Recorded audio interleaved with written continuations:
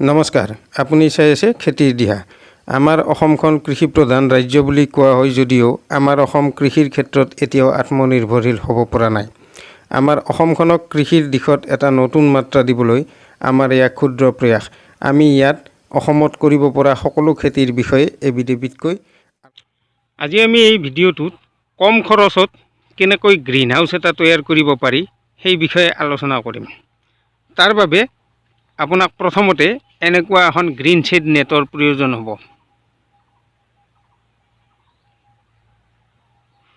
তাৰ লগত আপোনাক কেইটামান বাঁহৰ প্ৰয়োজন হ'ব। প্ৰথমতে এনেকৈ খুঁটা দি ল'ব লাগিব। মই ইয়াত খুঁটা আপোনাৰ 4টাকৈ খুঁটা দিছোঁ।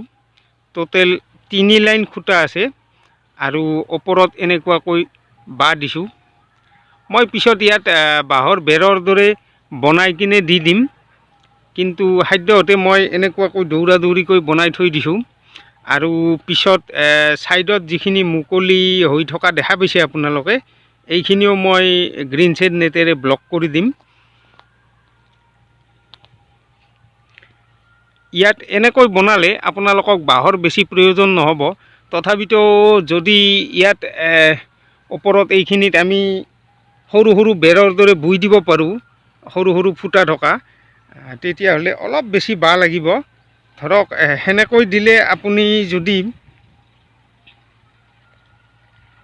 এইটো মোৰ আপোনাৰ 12 মিটাৰ বাই 5 মিটাৰ আছে, যদি 12 মিটাৰ বাই 5 মিটাৰ কৰে নাই, মই তাতকৈ ডাঙৰৰ কথাটো কৈ দিছোঁ। মই ইয়াতকৈ ডাবুল হ'ব মোৰটো, আৰু 25 মিটাৰ দীঘল হ'ব আৰু 5 মিটাৰ বহল হ'ব। যদি এইখিনিৰ কাৰণে আপোনালোকে কৰিব খোজে, তেতিয়াহ'লে আপোনাক 15ৰ পৰা 20টামান বাঁহ লাগিব।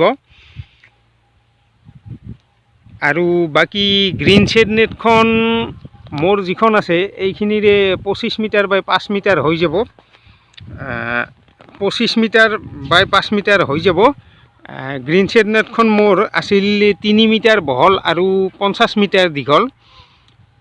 আৰু এইখন যদি আপোনালোকে বজাৰত কিনিব যায়, এইখনত আপোনালোকৰ 4ৰ পৰা 5,000 টকাৰ ভিতৰত পাই যাব। 4ৰ পৰা 5,000 টকাৰ ভিতৰত বুলি কিয় কৈছোঁ, মানে ইয়াৰো অলপ কোৱালিটিৰ ইফাল সিফাল আছে, মানে কোৱালিটি লৈ দামটো কম বেছ আছে। আৰু আপোনালোকে এমাজন ফ্লিপকাৰ্টৰ পৰাও কিনিব পাৰিব, তাত অলপ কম পইচাত পাই যাব। এনেকৈ যদি আপুনি গ্ৰীণ হাউচ এটা সৰুকৈ হ'লেও বনাই ল'ব পাৰে, তেতিয়া অবতৰীয়া খেতি কিছুমান কৰিব পাৰিব। যেনে ধৰক বাৰিষা কালত বিলাহী, ভোট জলকীয়া এনেকুৱা খেতি কৰিব পাৰে। আৰু বাৰিষা কালত আপোনালোকৰ বিলাহী, ভোট জলকীয়া এনেবোৰ কিছুমান খেতি আছে যিবোৰৰ দাম বহুত বেছি পোৱা যায়।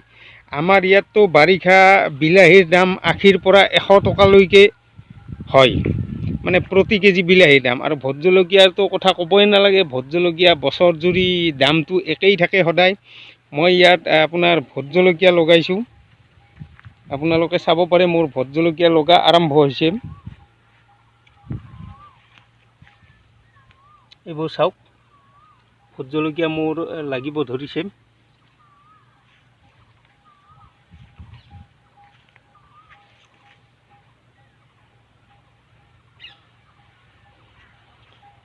তাৰমানে কি হয়, ভোট জলকীয়াৰ দৰে খেতি কিছুমান খেতি আছে যিবোৰ খেতিক একদম বেছি ৰ'দৰ প্ৰয়োজন নহয়।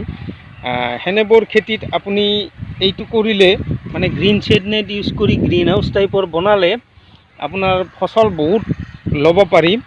লগতে এইখনৰ কথা কওঁ, এইখন গ্ৰীণ শ্বেড নেটখনে কি কৰে, মানে ইয়াক 50% ৰ'দ আৰু 50% বৰষুণ ইয়াৰ তলত পৰে। আপুনি চাওক, এইখনত সৰু সৰু বিন্ধা আছে, এই বিন্ধাৰে ইয়াৰ তলত 50%হে বৰষুণ পৰিব আৰু 50%হে ৰ'দ পৰিব। আপুনি চাব পাৰে ইয়াৰ ডিফাৰেঞ্চটো, ইয়াৰ তলত এইটো আৰু বাহিৰত এইটো ৰ'দ। গতিকে ৰ'দটো আপোনাৰ 50% ই ৰাখি দিয়ে, মানে 50%হে তলত পৰিব পাৰে। এনেকুৱাকৈ আপুনিও গ্ৰীণ হাউচ এটা বনাব পাৰে। এইটো বহুত বেছি খৰচ নহয়, টোটেল খৰচ আপোনাৰ 8ৰ পৰা 10,000 টকাৰ ভিতৰত 5 মিটাৰ বহল আৰু 25 মিটাৰ দীঘল আপোনাৰ গ্ৰীণ হাউচ এটা হৈ যাব। কিন্তু 8,000 পৰা 10,000 টকা খৰচ কৰিলেও আপুনি এইটো 5, 6, 7 বছৰ আজাদিত গুচি যাব।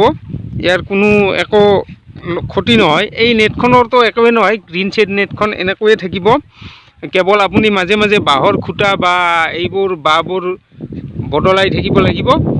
কিন্তু 5-6 বছৰ আপোনাৰ কোনো টেনশ্যন নাই, টেনশ্যন নোহোৱাকৈ গুচি যাব। আপুনি এনেকৈ কৰিব পাৰে। এনেকৈ কৰিলে আপোনাৰ 5-6 বছৰত বহুত লাভ হ'ব, যদি এনেকুৱা এটা গ্ৰীণ হাউচ বনাই ল'ব পাৰে। যদি ভিডিঅ'টো চাই ভাল পাইছে তেন্তে লাইক, শ্বেয়াৰ আৰু ছাবস্ক্ৰাইব কৰিবলৈ নাপাহৰিব। ধন্যবাদ।